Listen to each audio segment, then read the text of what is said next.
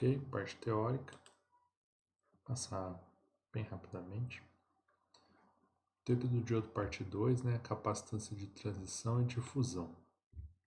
O diodo ele apresenta um efeito capacitivo, né? Existe uma capacitância interna do diodo, né? Essa capacitância se deve basicamente a dois fatores, né? Dois efeitos capacitivos: capacitância de depressão ou capacitância de junção e a capacitância de difusão.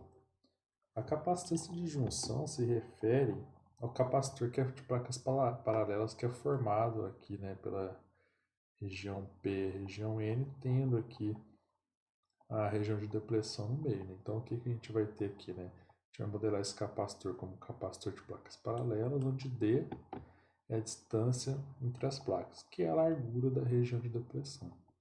Varia com o nível de tensão reversa aplicada e, consequentemente, a capacitância. A outra capacitância que tem um efeito mais dominante no diodo é a capacitância de difusão. Quando os portadores se difundem através da junção, eles levam um determinado tempo para se recombinar. Então, se você tem um sinal que fica oscilando em cima do diodo, quer dizer que uma hora, vamos pegar aqui os portadores majoritários do N, uma hora o elétron está para cá, uma hora o elétron tem que voltar. O elétron vai e volta. Existe um limite físico, né, desse elétron ir e voltar. Né? Quando esse limite físico é atingido, né, isso aqui vira praticamente um curto-circuito. Né? Então, até que a maioria dos portadores se recombinem, eles ficam armazenados, equivale a modelar esse comportamento como capacitor. Quanto maior a corrente direta, maior o armazenamento de cargas, maior o efeito capacitivo. Né? Então, aqui é a curva, né, da capacitância do diodo pela tensão aplicada. Então, aqui na polarização reversa, a gente vê que é predominante aquela capacitância de junção, e aqui é a capacitância de difusão. Então, a gente vê que o efeito da capacitância de difusão ele é muito mais dominante no comportamento do transistor quanto na polarização direta. Na reversa, a gente tem só a capacitância de junção. Isso equivale a modelar esse capacitor em paralelo com um diodo ideal, certo? Então, no mundo dos engenheiros de controle elétrico e computação, como é que isso aqui funciona? Se você estiver trabalhando com circuitos discretos, né, você não precisa se preocupar muito com isso. Né? O diodo não, essa capacitância ela não é tão importante. Agora, quando a gente vai para circuitos de alta frequência, isso aqui passa a ser um componente crítico, né, que você tem que modelar no seu circuito. Tempo de recuperação reversa, né? O dispositivo ele responde instantaneamente? Não, né? Os efeitos capacitivos impedem que o dispositivo responda instantaneamente em frequências muito altas, ou seja, o portador tem que ir e voltar, ir e voltar. Existe um tempo que isso acontece, existe um limite físico para isso também, né? Dois tempos de recuperação: tempo de recuperação direto e tempo de recuperação reversa. Vamos dar uma olhada nesses aqui, principalmente nesse que é o mais predominante, né? O tempo de recuperação reversa, que é para passar da polarização direta para a polarização reversa. É o maior dos dois tempos de recuperação, né? Entre o tempo de recuperação direta e o tempo de recuperação reversa. Representa, portanto, o tempo de recuperação dominante. Então vamos dar uma olhada nisso daqui. Ó. O tempo de recuperação reversa ele é composto por TS mais TT. TS é o tempo de armazenamento, TT é o tempo de transição. Vamos olhar direto aqui no gráfico. Né? A gente tem aqui a corrente D na polarização direta e depois na polarização reversa. Então, na polarização direta, né, o diodo está lá funcionando como circuito, a região de depressão está pequena, os portadores majoritários combinaram lá. Né?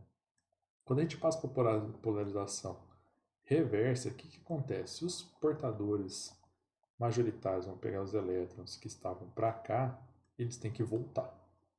Quando eles têm que voltar, eles vão gerar uma corrente reversa bem alta no começo, ou seja, tem muito portador aqui, elétron no P, voltando para o N. Então isso aqui vai dar uma corrente reversa bem alta. Essa corrente ela vai ficar um tempo aqui constante, depois à medida que os portadores forem diminuindo, a região de depressão for aumentando, esse fluxo de portadores vai diminuindo e essa corrente reversa aqui vai tender a ficar a zero. Né? E aí ele divide todo esse TE RR aqui, né, o tempo de recuperação reversa, em TS, que é o tempo de armazenamento, ou seja, que as cargas armazenadas estão voltando, né, e o tempo de transição, que aí depois vai diminuindo o valor da corrente, ok? Bom, vamos ver um circuito simples para fazer isso. Então, eu coloquei aqui um diodinho 4148, uma resistência RL, né?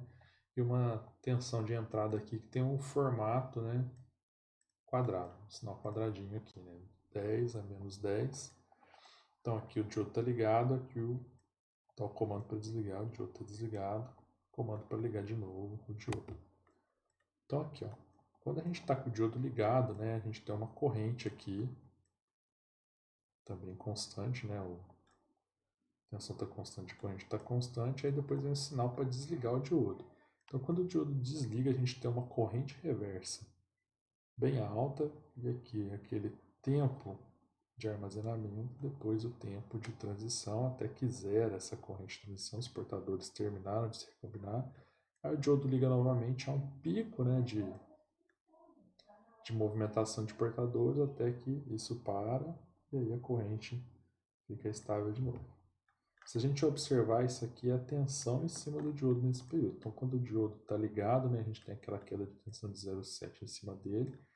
Quando vem o sinal para ele desligar, acontece a transição, né, ele começa, existe ainda uma corrente direta, depois ela vai diminuindo essa corrente, a tensão em cima do diodo vai aumentando. Depois ele recebe o comando para ligar de novo, 0,7 volts. Aqui é sempre importante a gente observar o que? O diodo ligado 0,7, o diodo desligado, a queda da fonte está em cima dele. Diodos de sinal tem um tempo de recuperação reversa na casa de dezenas de nanosegundos, são bem rapidinhos. Diodos retificadores, unidades de dezenas de milissegundos.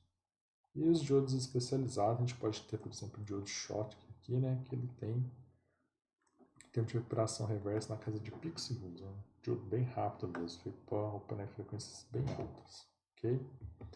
Dissipação de calor. Quando a gente estiver trabalhando com diodo, a gente vai passar uma corrente nele e vai dissipar uma certa potência, né? Então isso vai esquentar o dispositivo. Essa curva vermelha aqui é a hipérbole de potência. Essa curva azul aqui é a curva característica do diodo. Você tem que garantir, né, que o ponto Q seu fique abaixo da curva de hipérbole de potência, ok? Onde você vai encontrar isso daqui? No datasheet do dispositivo, ok? Essa área aqui é conhecida como área de operação segura, que é onde você tem que posicionar o ponto quiescente de operação do seu diodo, ok? Folha de dados, né? Bom, qualquer componente eletrônico, né? Quando você for usar, você vai ter que usar a folha de dados. Aqui é um exemplo da folha de dados do 4148, né?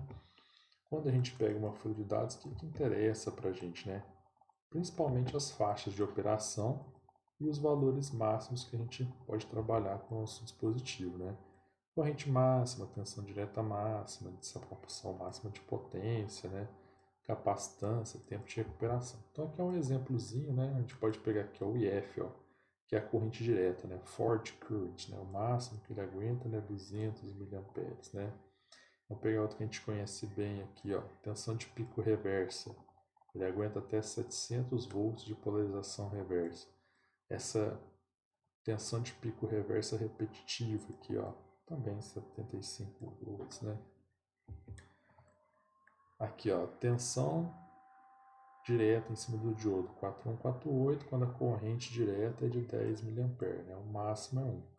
Aqui é uma condição típica, né? A gente vai ver o que? Que é de 5 mA, né? Vai de 0,6 a 0,7, que é o que a gente está acostumado, né?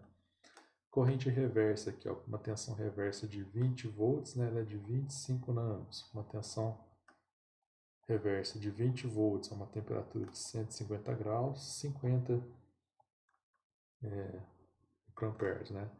A capacitância desse diodo aqui, 4 pico, né? Tempo de recuperação reversa, 4 nanosegundos.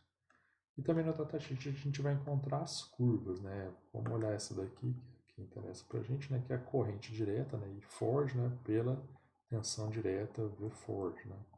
Que é a curva característica do diodo na polarização direta, né? Para 3 temperaturas, né?